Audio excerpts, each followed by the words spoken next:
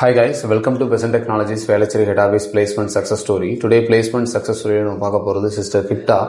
அவங்க எங்களோட டைப் கம்பெனியில் சாஃப்ட்வேர் டெஸ்ட் இன்ஜினியராக இப்போ ஆஃபர் வாங்கியிருக்காங்க. ஸோ அவங்ககிட்ட அவங்க இன்டர்வியூ எக்ஸ்பீரியன்ஸை பற்றி கேட்டு தெரிஞ்சுக்கலாம். So congratulations கிப்டா.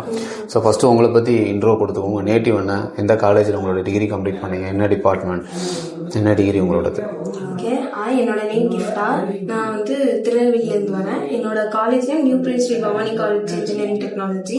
நான் ஐடி ஸ்ட்ரீம் தான். 2026 பாஸ்ட் அவுட். ஓகே, 2026ல கம்ப்ளீட் பண்ணி IT. Fine. How do you know Besant Technologies? Besant எப்படி தெரியும், எப்படி இங்கே வந்தீங்க? பெசன்ட் ஃப்ரெண்ட்ஸ் மூலியமா தான் தெரியும்.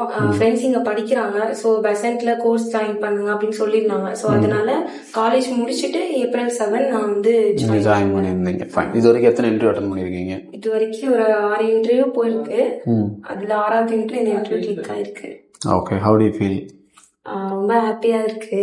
ஏன்னா இவ்வளவு கேப் இருந்துச்சுல, 8 மந்த் கேப் கிடைச்சு இப்ப கிடைச்சது ரொம்ப ஹாப்பியா இருந்துச்சு. வீட்டுல போன் பண்ணி சொன்னதும் ரொம்ப சந்தோஷப்பட்டாங்க. ஏன்னா நான் மட்டும்தான். சோ அதனால அவங்களுக்கு எப்போ ஒர்க் போவ அப்படின்ட்டு கேட்டுட்டு இருந்தாங்க.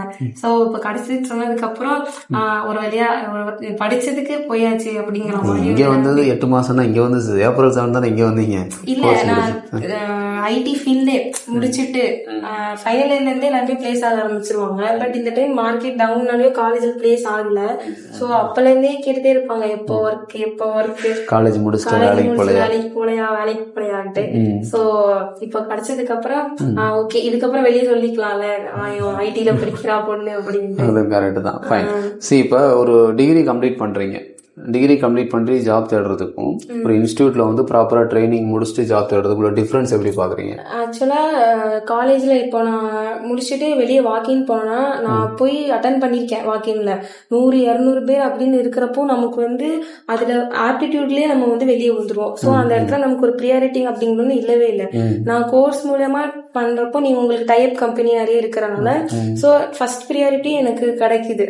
அதுக்கு ஆனா அதுலயே நமக்கு நம்மளோட ஸ்கில் நாலேஜ் என்னன்னா அங்க காம்படிஷன் இப்போ 100 பேர் கூட நீங்க காம்படிட் பண்றது, ஒரு 10 பேர் கூட காம்படிட் பண்றதுக்குள்ள டிஃபரன்ஸ் இருக்கு. சோ அதுவும் இல்லாம நான் அந்த டைம்ல அப்போ போறப்போ ஆப்டிடியூட்னா ஆப்டிடியூட் மட்டும் ப்ரிப்பேர் பண்ணிட்டு போறது அந்த மாதிரி இருக்கும். சோ இங்க இருக்கிறப்போ நான் எல்லாமே கவர் பண்ணிடுவேன்.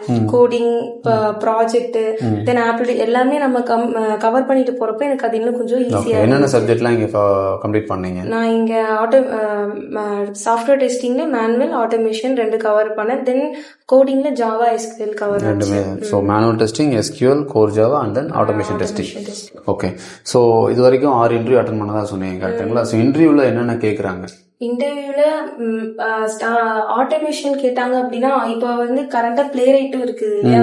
சோ அவங்களோட நம்ம ஆட்டோமேஷன் போடுறதாலும் நமக்கு முன்னாடி யாராவது பிளே ரைட் இருந்தாலும் அவங்க சூஸ் பண்ணிக்கிறாங்க. அவங்க நம்ம கிட்ட என்ன எதிர்பார்க்கறாங்க அப்படின்னா, ஸ்கிரிப்ட் ஆட்டோமேஷனா நமக்கு ஸ்கிரிப்ட் நல்லா தெரியுதா அந்த மாதிரி. மேனுவலா test case, okay test case இவங்க நல்லா பண்றாங்க, ப்ராஜெக்ட் ரியல் டைம்ல இவங்க கையில இருக்கா, இவங்களால பண்ண முடியுமா, ஒரு ஜிரா டூல யூஸ் பண்ண முடியுமா அப்படிங்கறத அவங்க எக்ஸ்பெக்ட் பண்றாங்க. சோ நம்ம அதெல்லாம் கவர் பண்ணி நம்ம கிட்ட கையில ஒரு ப்ராஜெக்ட் இருந்துச்சுன்னா கண்டிப்பா அதை கிராக் பண்ண நமக்கு ஈஸியா இருக்கும். இப்போ நீங்க ஆஃபர் ஆன கம்பெனில என்னென்ன ரவுண்ட் இருந்துச்சு, என்னென்ன கேட்டாங்க? இப்போ கம்பெனில ஃபர்ஸ்ட் HR ரவுண்ட் தான் இருந்துச்சு. HR ரவுண்ட்ல ஃபர்ஸ்ட் மேனுவல் தான். எந்த கம்பெனி போனாலுமே ஸ்டார்டிங் மேனுவல் இருந்து தான் கொஸ்டின்ஸ் ஆரம்பிக்கும். மேனுவல்னா மொத்தம் 3 டெஸ்டிங் மெயினா கேட்கறாங்க. Regression, sanity, smoke testing. இந்த 3 டெஸ்டிங்கும் மேஜர் யூஸ் இருக்கிறதுனால இதை பத்தி நமக்கு ரியல் டைம் நம்ம ப்ராஜெக்ட்ல இம்ப்ளிமெண்ட் பண்ணிருக்கோமா அப்படிங்கிறது. அதுக்கப்புறம் பக் லைஃப் சைக்கிள், அது ரொம்ப இம்பார்ட்டன்ட். ஏன்னா ஜிரா டூல்ல நம்ம எல்லாமே ரிப்போர்ட் பண்றதுக்காக யூஸ் பண்றது. சோ அந்த மாதிரி எக்ஸ்பெக்ட் பண்றாங்க. அதுக்கப்புறம் இந்த மாதிரி கொஸ்டின்ஸ் எனக்கு ஃபுல்லா இருந்துச்சு. தென் என்னோட ப்ராஜெக்ட், இதை வச்சு நீங்க ப்ராஜெக்ட் என்ன இம்ப்ளிமெண்ட் பண்ணீங்க. அதுக்கப்புறம் செகண்ட் ரவுண்ட் டெஸ்ட் கேஸ் எழுதுறதுக்கு அவங்க ஒரு சினாரியோ பேஸ்ட் கொஸ்டின் கேட்டிருந்தாங்க. இ-காமர்ஸ் வெப்சைட்க்கு நீங்க டெஸ்ட் கேஸ் எழுதுங்க அப்படிங்கிற மாதிரி செகண்ட் ரவுண்ட் போச்சு.